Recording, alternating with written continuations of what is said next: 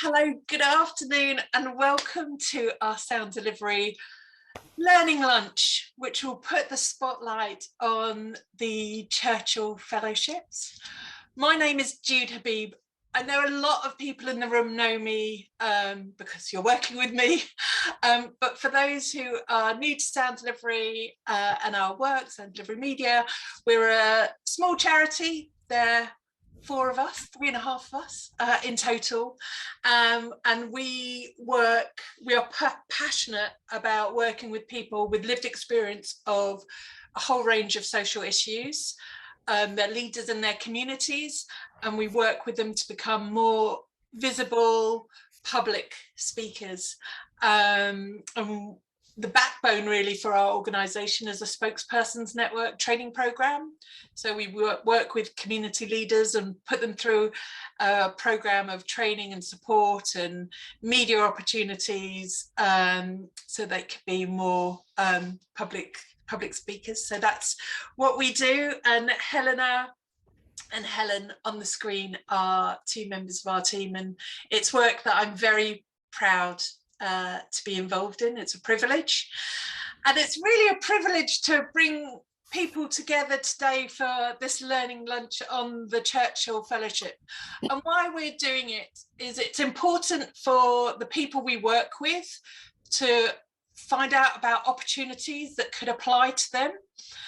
The opportunity to travel and understand more about the issue you're advocating in and how it applies in other countries is something that we really felt we wanted to share with our network and offer it to our wider networks and people working in the charity sector. My late aunt, get quite emotional, was a Churchill Fellow, and it's funny, Naomi sent me, I don't know how many years ago, maybe 40 years ago, 50 years ago, maybe even more, 50 maybe years ago, and sent me the blurb that she worked on, and makes me very proud because I definitely am very much like my aunt. So it was great to see, and my cousin as well was a fellow. What we found was actually within our spokespersons network programme, a number of our network were also Churchill Fellows.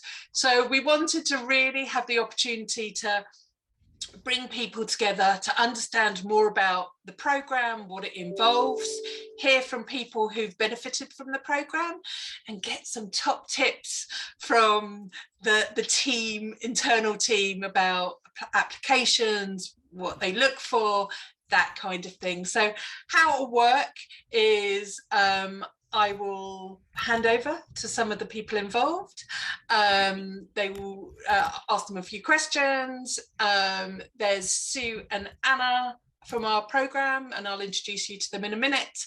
And then there'll be opportunities for you to ask questions to our panellists. So that's how it will work.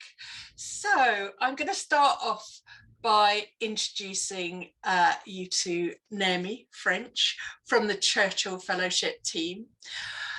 Why, Naomi, should people in the room be applying for a Churchill Fellowship? Thank you so much, Jude, for having us here today, and it's really good to be with you all and see you all, and just have the opportunity to share about the Churchill Fellowship. I have actually, so that's a big question, Jude, and I've actually got a little presentation that I've prepared, so I'm gonna kick off with that first of all, which does include a little bit about why you might want to apply, but then also, as Jude says, you'll have an opportunity to hear from Sue and Anna, who have actually done fellowships themselves, so they will be the best people to hear from because they've got that personal experience of it, so they can bring it to life for you. And I should just quickly say I'm also joined by my colleague Ellie here today, and she can also help with answer any questions about the practicalities of applying, so she's going to do that a bit later. But I'll just share my screen quickly now.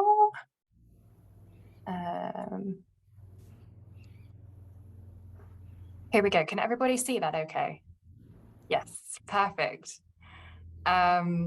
Okay, so I'm first of all just going to give you a little bit of an overview as to the Churchill Fellowship and who we are. Some of you may have heard of us already, but I'm assuming that some of you haven't as well. So I'm going to give a sort of a bit of an overview.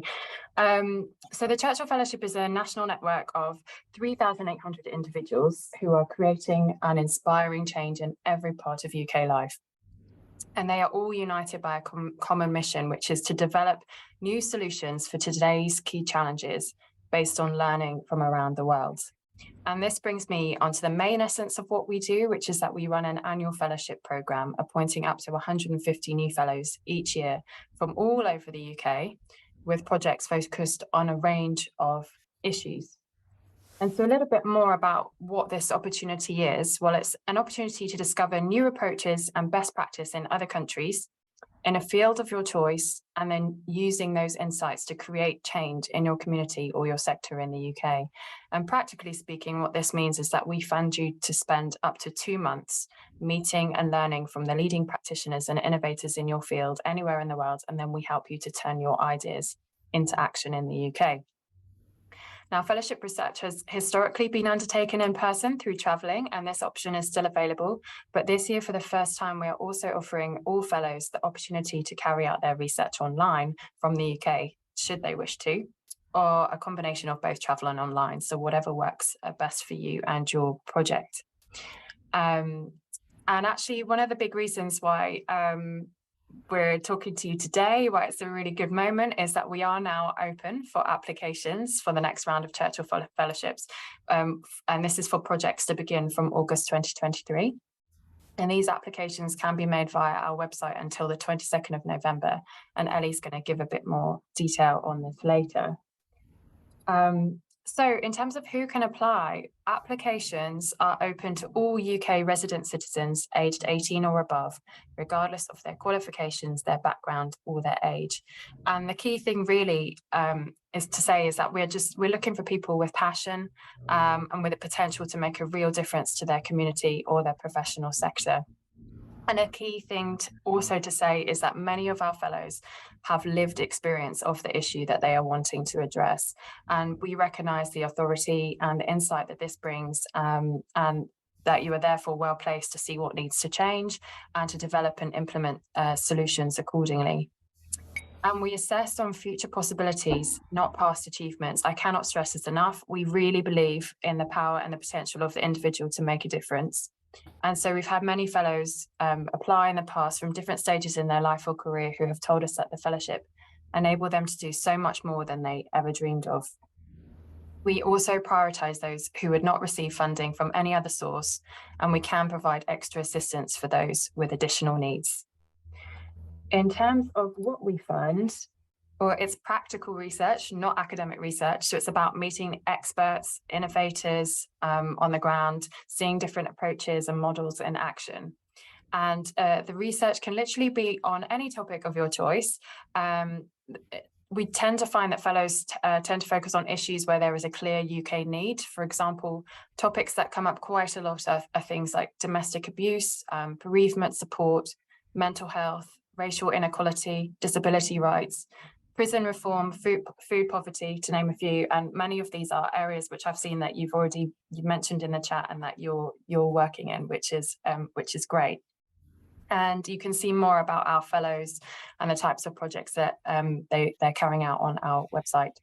To provide some structure to our grants, we do have a thematic framework. And so every year we refresh our series of between about 10 and 12 annual themes, which focus on topical trends and issues.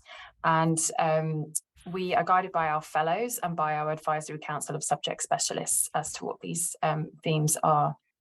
And the idea then is that we create a cohort of fellows within each theme working to address similar issues, so that they can work together, pool resources, connect, collaborate in order to deliver greater impact. And then alongside these annual themes, we also have an open theme for any projects which fall out of this range. And so on the screen now are the themes for this year. It's 12 annual themes, including our open theme. I'm not going to go into detail through each of them because that would take a long time, but more information is on our website, and we can also answer any questions about these later. So back to your question, Jude, why do a Churchill Fellowship? What are the benefits? Well, fellows often tell us that the fellowship experience is life-changing for them, personally and professionally, and that it also offers great benefit to their sector or their community. In our annual survey of fellows' impact, the majority of fellows report significant growth in their knowledge, their networks, their confidence, and their professional standing. And many tell us about how the fellowship gave them the learning and the evidence base that they needed to get their voices heard, and also about how it increased their networks, both internationally and locally, so that they could share their ideas and collaborate with others on projects. And on becoming a Churchill Fellow, you join our 3,800 strong community of change makers. And so the chances are that there will be another fellow, perhaps several who are tackling the same issues as you, or who have experience of implementing their findings and delivering change. And so you can tap into this network for knowledge and for ways to collaborate. Many also tell us that projects that may have started with local aspirations have often grown to national scale. We say that a fellowship is for life, and we do hear stories from fellows who did their research 20 or 30 years ago, such as Jude's story, and who tell us that their fellowship is still impacting their work today. Crucially, the fellowship provides an opportunity to gather new knowledge and develop ideas in your field, which can then be shared with your sectoral community. And once you've done your research, we encourage you to put your learnings and your recommendations into a report. And then we can help you to promote that widely through our own platforms and our networks and our partner organizations that we work with. We can also offer post-research grants to share this research. And in some cases, we can help you to activate your projects and develop them further through further funding. And actually, we've got an Activate Fund, and recently gave a grant to Anna Wardley, who might share a little bit about that. It was to help further develop her organization, Luna Foundation. So the support doesn't stop at the research phase. It does continue. So hopefully that's given you a little bit of a flavour. That's it from me. But Jude, shall I hand back to you? Is that? Yeah, that would be great. Thank you so much, Naomi. That was a really great overview. Very excited by the themes and the areas, and I'm, making sure that people we know just really keep it on their radar. So what's it like actually being successful and receiving a grant? Well, Anna and Sue are two people who we've been working with who have been successful in getting a grant. Sue James is a 2018 fellow focusing on developing new models of holistic legal support for disadvantaged communities, and Sue visited Australia and Canada. So Sue, why did you apply? What was it about Churchill that you thought, this is for me, right time, right now for you? Yeah, it was interesting actually, because can I just say, first of all, it was an absolute privilege to have the funding to do the stuff that I wanted to do. And I met so many fantastic people and went to so many brilliant places. But my background is a housing lawyer on the front line. And 10 years ago, we had massive cuts to legal aid. And every Friday I'd go to court and people were coming who were losing their home and they weren't getting the advice that they needed beforehand.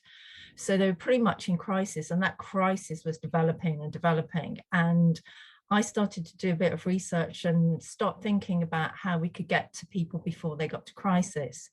And I read about health justice partnerships that were really making a difference in Australia. And they've been started in America, medico-legal, they were called there. But in Australia, their health system is pretty, it's quite similar to ours. Their legal system is similar to ours. And I started to talk about it to anyone who would listen. And one day a friend said to me, you need to think about a Winston Churchill travelling fellowship. And I said, what's one of those? And so I researched it, and I saw that in a few months' time, it was coming up for the opening, and then started to do quite a lot of work around what things I could make a difference that they were doing in Australia. And basically, because I think a lot of the time our kind of legal system is seen through the lens of the criminal justice system, that actually people with a social, a social welfare problem don't actually think they've got a problem that a lawyer can solve, and they're more likely to talk to their health practitioner. And so, people were turning up at their doctors with like 2-3 issues, some interrelated with legal and non-legal. And it just seemed to me that finding out more about how we could make some change in the way that was being done in Australia was important. And at the same time, there was Trusted Help in Canada, where they were upskilling people who were working with communities, and there was they were called trusted intermediaries, and I thought that would be really interesting to find out. So that's what I applied to go and do. And it kind of evolved into multidisciplinary approaches to legal advice. And yeah, so it's very exciting and very rewarding. So talk to us about Australia and Canada. Did you, as part of the application, did you say, I want to meet these people or that people? How did that work, and how did it feel actually going and meeting them? Yeah, it's a funny thing, because you obviously need a plan. So you do your application and you have an outline plan of what you want to do. So I had contacted some organisations, and because I'm part of the Law Centre movement, the head of Law Centre Network is a woman called Julie Bishop, and she's Australian. And so she had worked in legal clinics over there and had put me in touch with some people. So I had a framework of possible people to see. But I wanted to also go to as many places as I could, and some that were not the usual ones like Sydney and Melbourne. So I looked at a really brilliant women's legal centre in Alice Springs that I went to see, and then a few in Darwin. And so that was just amazing to go to those places as well. And in terms of, you obviously went on your own to travel. Was that an issue? Were you a confident traveller? Had you been to some of those countries before, or was it your first time? So how did it feel like going? It was quite scary, and I ended up being at the Heathrow airport with my bag, my Winston Churchill bag that says "Travel to Learn, Return to Inspire," and my boys, my old boy, my 23 and my 25-year-old saw me off and took pictures of that, which I still have got. But yeah, it was just amazing. And I think that the most overwhelming thing for me was that I met people like me, the other side of the world, and all working to kind of make change and make a difference to those communities that kind of suffer the most, really. And made brilliant friends over there, still in contact with those people. It feels like the world got a little bit smaller, but it also was like really fun. So I flew Singapore Airlines, which if you go to Australia, I absolutely recommend, because it was just brilliant, and stopped off in Singapore on the way for 2 nights. And that was brilliant. Then went to Sydney, from there to Alice Springs, up to Darwin, back down to Melbourne. And at the end of my 4 weeks in Australia, I flew across to meet a friend in New Zealand for 5 days, and we did a bit of a road trip, and then I flew back to Australia, and then from there home. So it was kind of brilliant to kind of see some sightseeing, but absolutely to kind of meet these fantastic people. That's so great. And so it's a 6-week, remind me, Naomi, it's 6 weeks in total in terms of travel. What do you think you've left with Sue? What do you think today, when you look at Sue today, having done the Churchill Fellowship, how has it changed you, or how has it helped you develop your practice? I mean, as a person, it made me feel braver. And I think lots of people have said to me that they would not have gone on their own to another country and travelled. So I think I felt brave for doing that, but it was an incredible experience. And yeah, in my practice, what I did was able to bring back the shared learning from the projects, I spoke at conferences, I did some writing.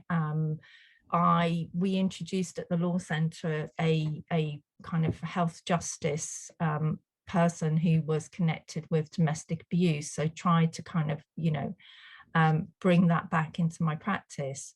I'm at Legal Action Group now, so I'm not a practicing lawyer now, but I'm going to develop some of the health justice learning and think about doing some conferences next year based on the learning and bringing some of that international element. So one of the things I've done is to get people from Australia to come and talk at stuff in the UK, and now we've got Zoom. That's much more easier to do.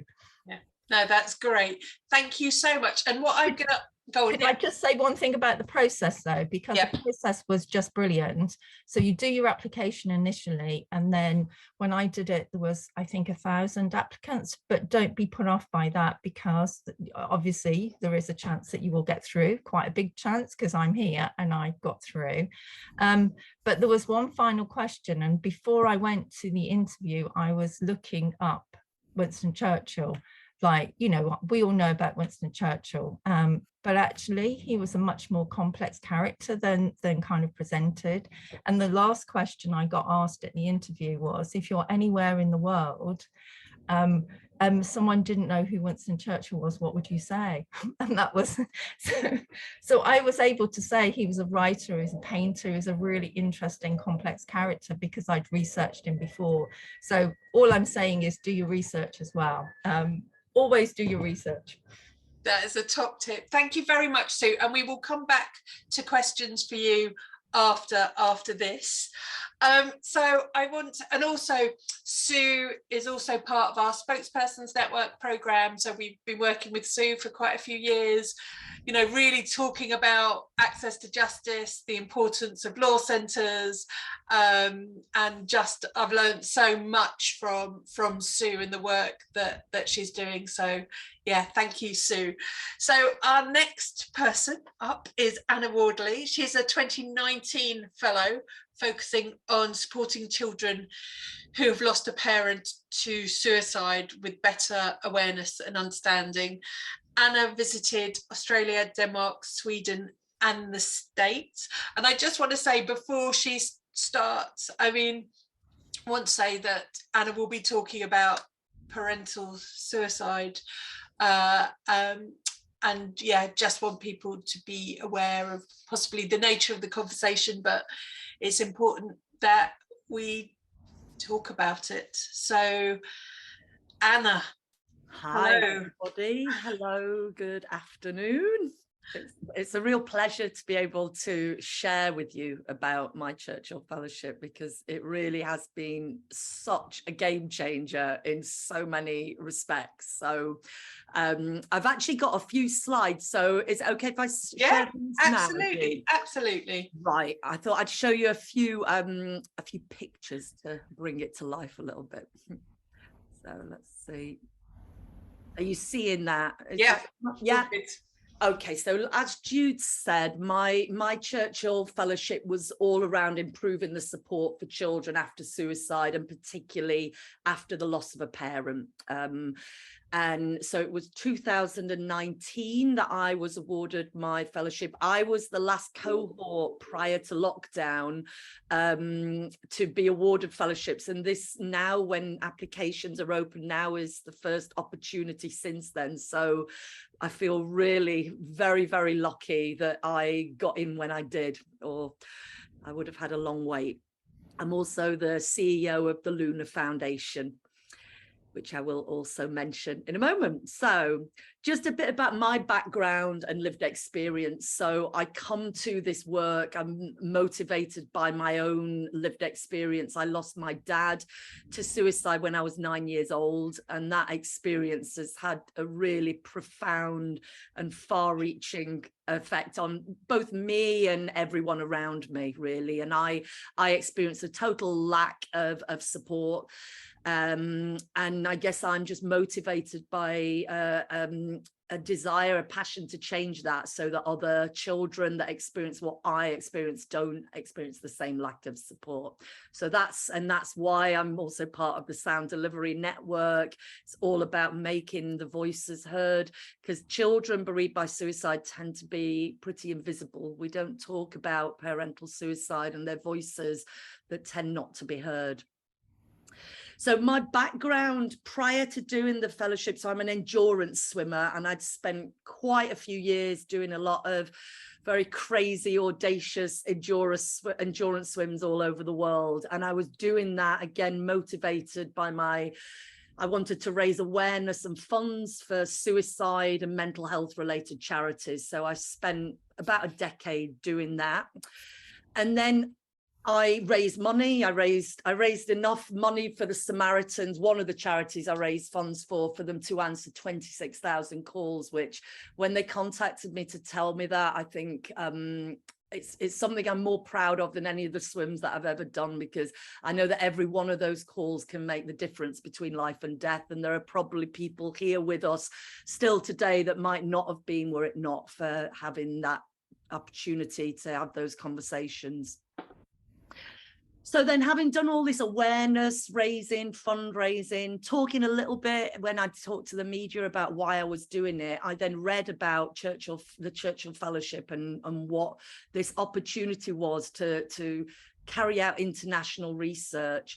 Now, just to stress, I'm not an academic. I've not got an academic background at all. But I read and I found out that there was they're not targeted at all at academics. It's people who basically have a passion to create change. And I knew that was something that I had. And I saw this as a kind of a platform to take my mission to the next level, basically. And so I put together an application. I did a lot of Google research, basically trying to find out where in the world they were doing a better job, basically, than we are here in the UK of caring for children after the loss of a parent to suicide. So spent a lot of late nights online, contacting different organizations, different researchers, trying to find out where the best places would be to visit. And this is a little map showing where I went. So I made my application, I was shortlisted, I was interviewed, I was asked the same question as Sue, so I would definitely advise preparing an answer for that one.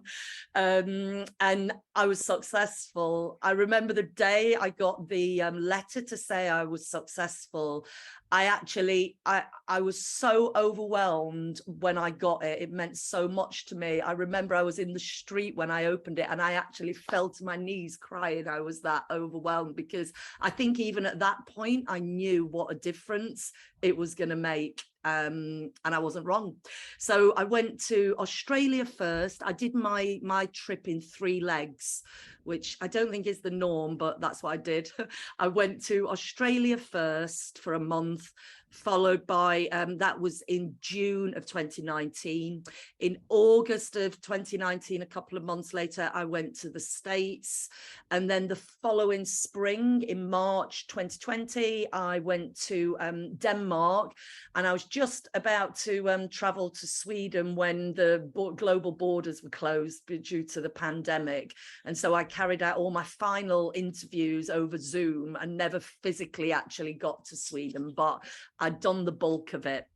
So that just gives an overview of where I went. I actually visited and interviewed a total of 19 different organizations, which is a lot, and it gave me, I could have in hindsight actually visited far less, and I think that's far more normal, but I just met so many people, and as I did the research, just kept getting connected with more and more people that I thought it would be useful to connect with. So yeah, I ended up talking to lots of people.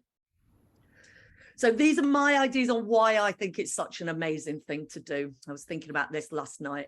it gives you credibility and a platform to be a thought leader in an area that you're passionate about. I really feel since doing the Churchill Fellowship, when I introduced myself as a Churchill Fellow, I just feel like it gives me like the authority and credibility that maybe before I just felt I lacked. It kind of helps a bit with the imposter syndrome that many of us suffer from. It opens doors at the highest level to create change. The connections that the Churchill Fellowship have are amazing. They're based in the heart of Westminster, and it's, yeah, that is a massive help. Wonderful support from the team right throughout, from the application right through the traveling phase and afterwards with getting the report finalized and published and then sharing it. Right through that whole process, just had amazing support. This incredible network of fellows, you know, when there's I don't know if it's annual, but there's an afternoon tea at the House of Lords that fellows are invited to, and I went along to that and sat on a table with people who'd done their fellowships in the late 60s and the 70s, 80s, and people who'd done such amazing work in all sorts of different fields. So amazing to be part of that network. This opportunity to create meaningful change, all the other opportunities and connections that come from it. I could sit here for hours telling you about all of those, but it's just incredible, all these things that start happening as a result afterwards. And that includes funding possibilities. And Naomi mentioned the Churchill Fellowship is a funder for like post-research grants, and I've been lucky enough to be the recipient of 2 grants, the COVID-19 Action Fund and the Activate grant, and that's enabled me to set up a social enterprise to take forward this work. So that's really important, and basically it's a game changer. That sums it up really for me. Is it really, for me, has been a game changer, and lots of the other Churchill Fellows. Just a few pickies. So Australia, one of the amazing organisations I visited there is called Standby Support After Suicide, national organisation providing amazing support for children and families. I spent a week with them, shadowing them in all different areas of their work. I've really learned so much, and I cite often in presentations what they do. I presented at the Postvention Australia conference. So I'd really recommend, if you're researching where you might go, look when there's conferences that are going to bring together lots of people from whatever your area is. You can interview lots of people at one place. You can also offer to present, and that's a great opportunity. But went to lots of different places there. Couple of months later in the States, a highlight there was I volunteered on a grief camp. It's called a Camp to Remember in Montana, where they've got the highest suicide rate in the US. And I was with this group of girls in our bunk room who were 12 to 14 years old, and over half of them had lost a parent to suicide. And again, the experience and insight that's given me to take forward the work that I'm doing is incredible. And visited the Doggy Centre, world leader in childhood bereavement, met some people that have been working for decades. Joan there in the central picture, she's in her late 80s. She's worked all her life with so many children bereaved by suicide. So getting the opportunity to sit with her and really learn from all the wealth of her experience is incredible. And I even spent time teaching, doing swimming activities on the grief camp with the kids. So just really rich experiences. And then Denmark and Sweden, Scandinavia. I went to peer support groups in people's homes. You know, there's all different ways you can see how these organizations work. I met with leading researchers. So Annette, that I'm pictured with there, one of the world's leading suicide experts. Media interviews. The media were all keen to talk to me as I was a Churchill Fellow visiting. So again, helps kind of highlight your cause. And because I can't resist swimming wherever I go, it's kind of in my DNA.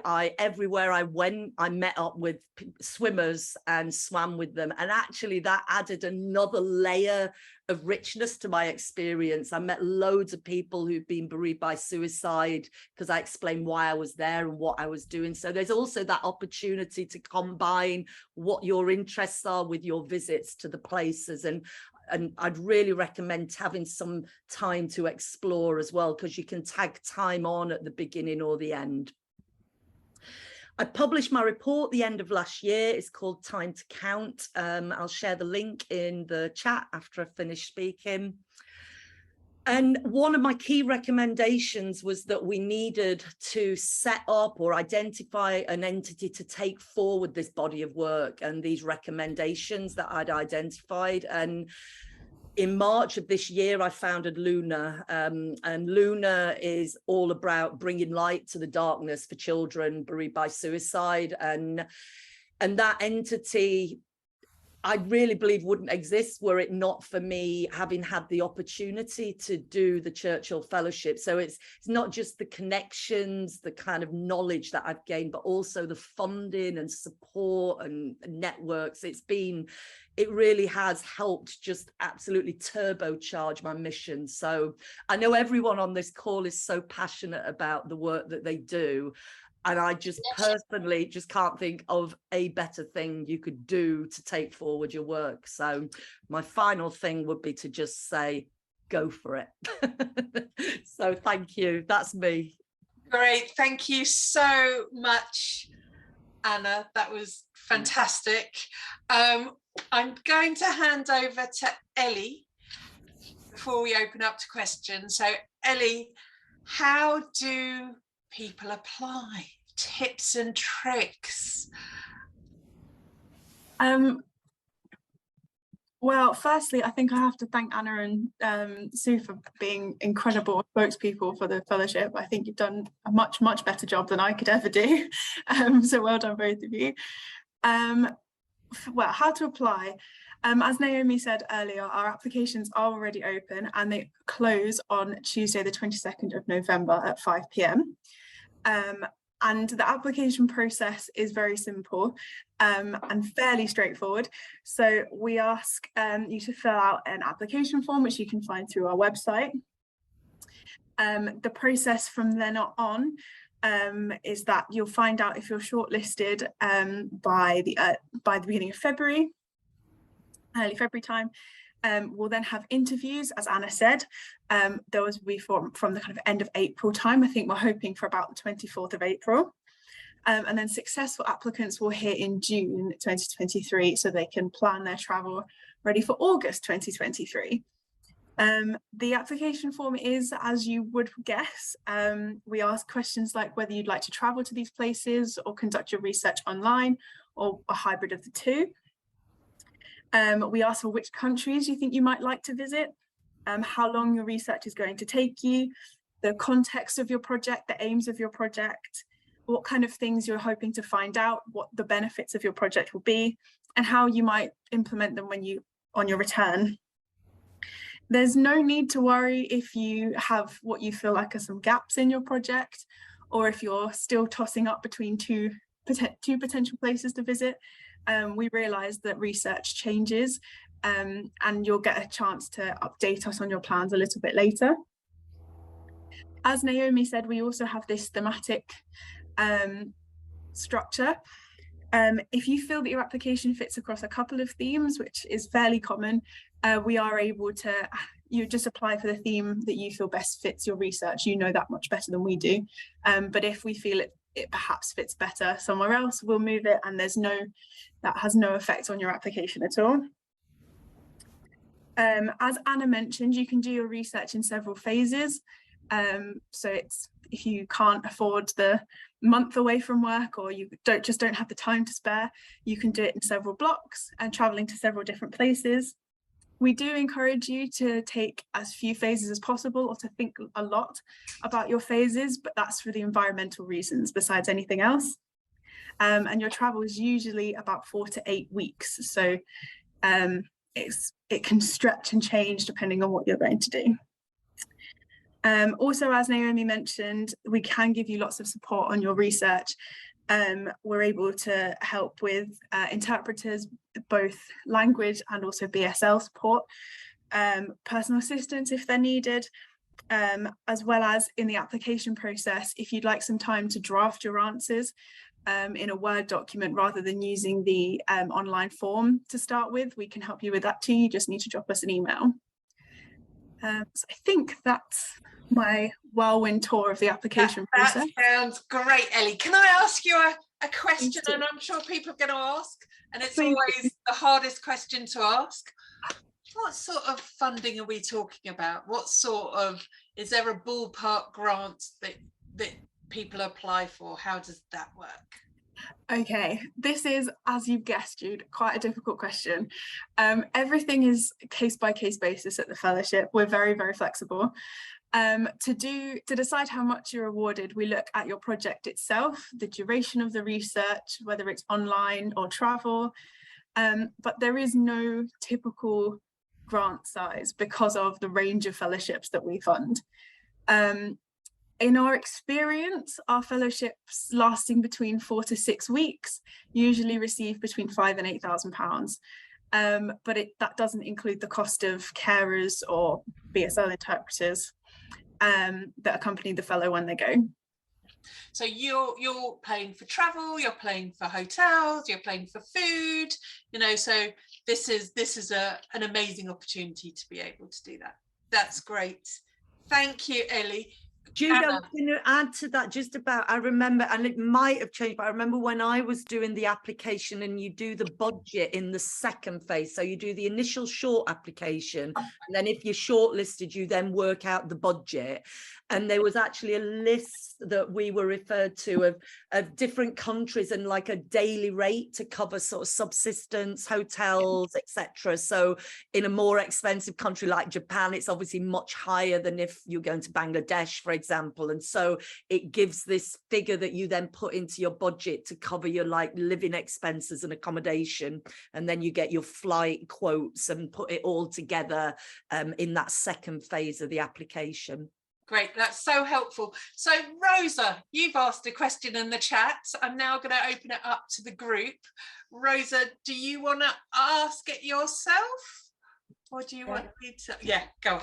And can you say where you're from as well? Because I always think it's interesting to hear who's in the room. Sorry, I'm just trying to re-angle it so you can't see all my washing. Oh, don't worry, it's only us. You're amongst friends. Hello everyone, I'm from Fully Focused. We're a independent youth-led film production company. We train young people in film. All of our training is free. We make film content, the majority of which is issue-based, so we've covered many issues this year. Gambling in Muslim communities, the effects of the pandemic on mental health, body identity, toxic masculinity. There's a whole range of topics that we've covered. We have a YouTube channel which has got about 430,000 subscribers, so we've got a large audience, and we make professional films. So we've got a series on BBC, and we've got a number of things in development. So yeah, we do a lot of stuff. Yeah, so my question was, what reporting is required, or what output is required? So in terms of doing research, what's the expectation for the delivery? Just trying to understand, kind of from a time point of view, what that kind of commitment is. I think it's an amazing opportunity, by the way. But yeah, just trying to work out how it fits. So why don't I ask Naomi first, and then Anna and Sue can talk about how long it took you to write your reports. So Naomi.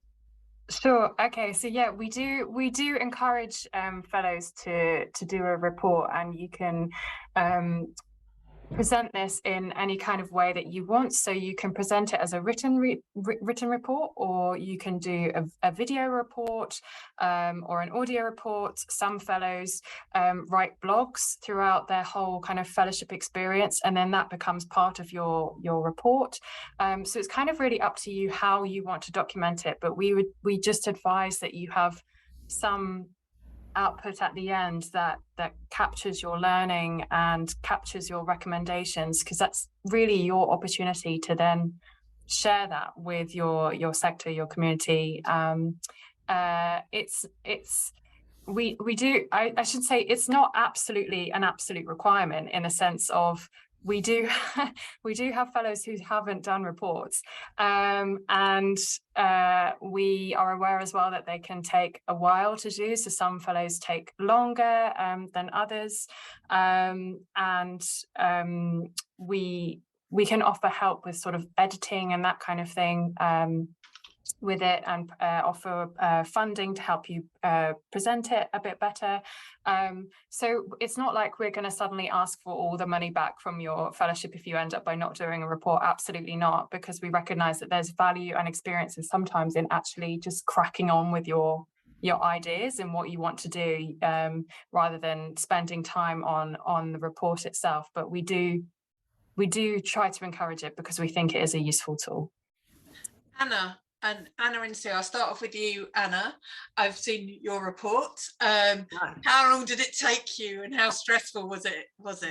Like off the scale on both. I think I might have set a record. I had a baby just after finishing my travel, which threw a bit of a spanner in the works, and trying to look after a newborn baby and write a Churchill Fellowship report at the same time was, I'm afraid, even beyond my capabilities. But I would, in hindsight, I would so strongly encourage people to do as much of the writing as possible whilst actually doing the travels, and factoring in days between visits to do the kind of downloading of information and writing it kind of contemporaneously, rather than coming home like I did with piles of notebooks and recordings, and then trying to then, because it can become one of those jobs, things that just get, and I know fellows who did amazing travels and they just never have published their report or finished it, and it's just such a shame. It's such a loss to have done the travel and then not to have that thing to share. So I think when I did it, I was told it should be done within 3 months of completing the travel in normal circumstances, which I think is a really good thing, because that's when it's fresh in your mind. And I wouldn't recommend having a baby either immediately afterwards. But we love Grace. We love Grace. Exactly. Have you got a copy of your report next to you? Of course I have. Of course you have. And that's her report. So that's what she's done. All glossy, all pictures. I think also it's worth saying, mine is all professionally designed and very glossy and high tech, which most reports on. I invested in doing that because I knew that this was going to be the foundation of all the work I was going to go on to do. I was going to present it to funders, and it has paid dividends. But I did pay that out of my own pocket, and lots of the reports are, Word documents with a few photographs, inserted. And then don't think that you've got to produce something like that. Sue, how was doing the report for you? Well, can I just say, Anna reminded me that when she said she fell to her knees when she found out, I actually did the reverse and jumped. And danced around my kitchen, and I got a big envelope that had all the stuff inside of it rather than just a letter, so it kind of explained it. But I have to confess that I took a while to do my report and submitted it as a blueprint, and then Winston Churchill Travelling Fellowship decided not to do it as a blueprint, so I got mine sent back to me and I haven't finished it in the Word form. So I am one of those people, I'm really sorry, that is still having to do that. So I would recommend that you do it quite quickly afterwards, and I still absolutely want to do it, but I changed jobs. And then at the point when I got my blueprint back to redo as a Word document, because the blueprint was online, so what you would put on an online document with word count didn't look the same when it came back, and so it kind of then I needed to go back into my interviews, and I did about 30 interviews. And a top tip for that is I got a pro bono firm in central London to type up my transcripts for free. And so I've got all of those, and so I've got a lot of material. So having to go back to it just felt like, oh my God, I'm just starting a new job and I haven't got the time. But I promise to do it. But I've used the learning in lots of other ways, as you say, Naomi, that kind of, you know, at conferences and writing, and the organization that I work for is Legal Action Group. So we write a magazine and publications. So a lot of my learning has been disseminated in that way rather than in an actual report. So, and if people are interested, then I can send links to those, you know, those articles and stuff. That'd be really great. That would be really great soon. You know, we can't beat ourselves up about you've been through a pandemic, you've changed a job. You know, we know a lot of the people in our network juggle lots and lots of things, but you know, we also know that you're doing the work. So yeah. So Maggie, you've got a question. Hello. I'm on the sound delivery programme. Yes, so Anna's lovely report, which I have here on the floor of my study as well.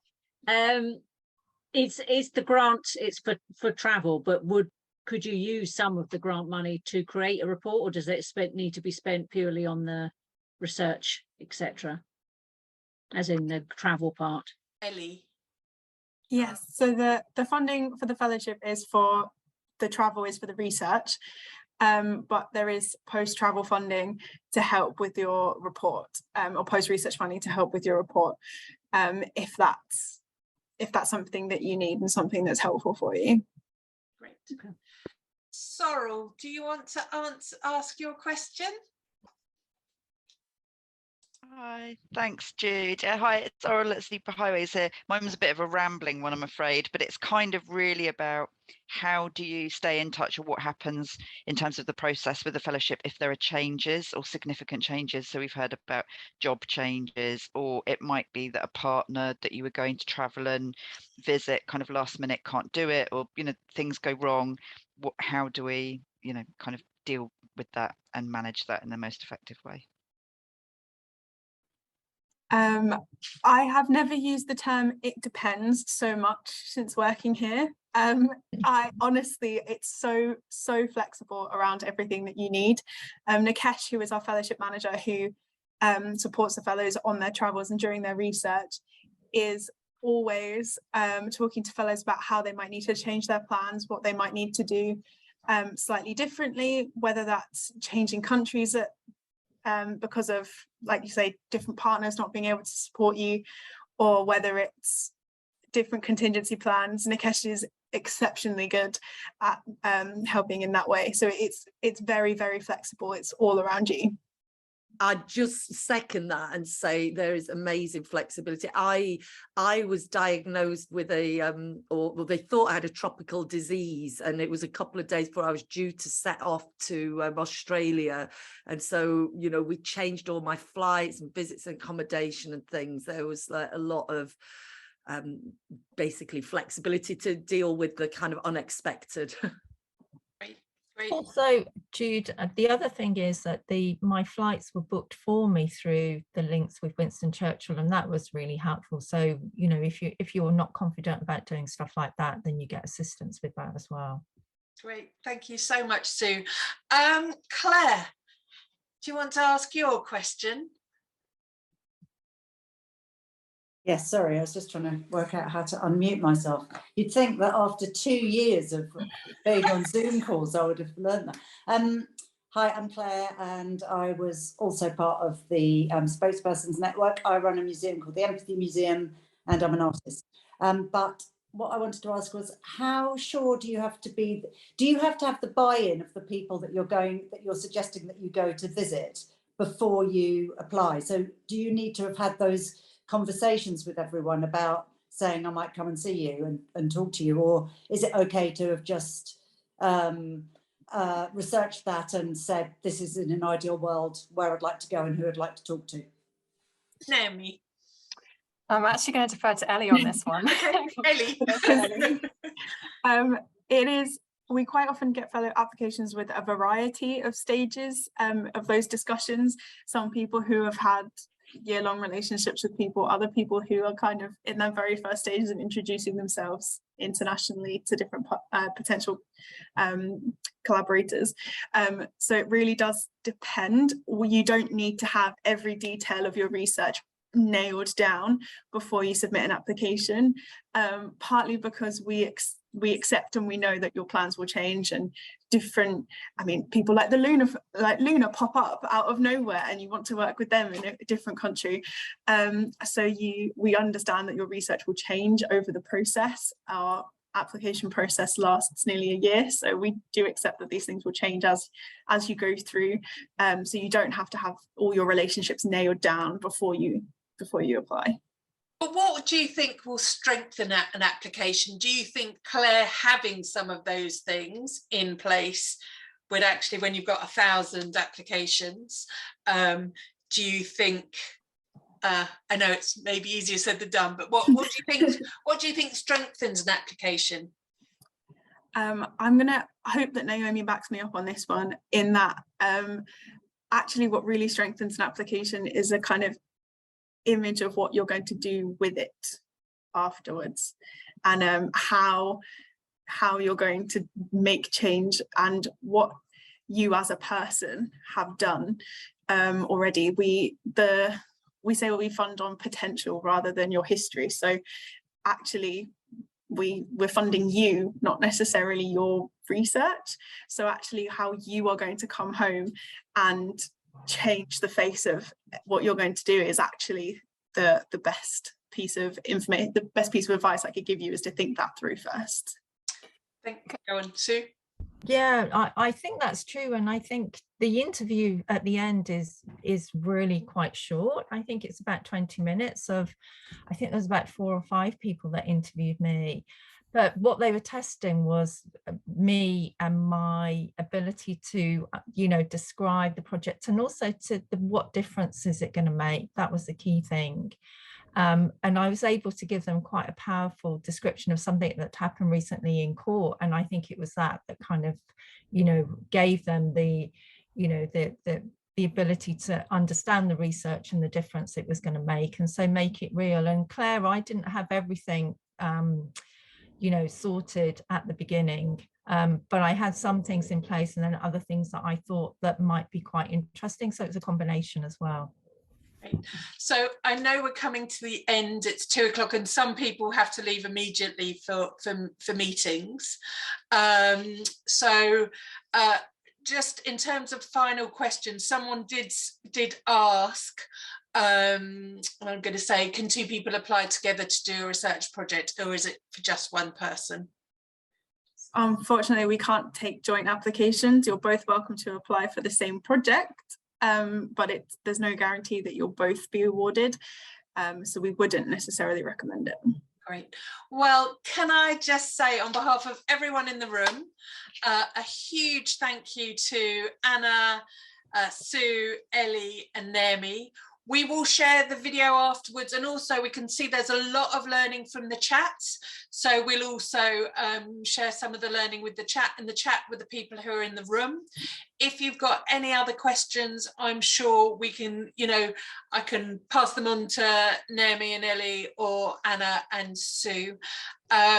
But as Anna said, I really think you should go for it. And I'll be very proud if anyone in this room or watching this video today decides to make that application. So good luck. Thank you to everyone who came along for this learning lunch. And we will share the learning with you beyond today shortly via email. So thank you very much, and have a great rest of the day. Bye. Thank you. Thanks everyone. Bye. Thanks. Bye.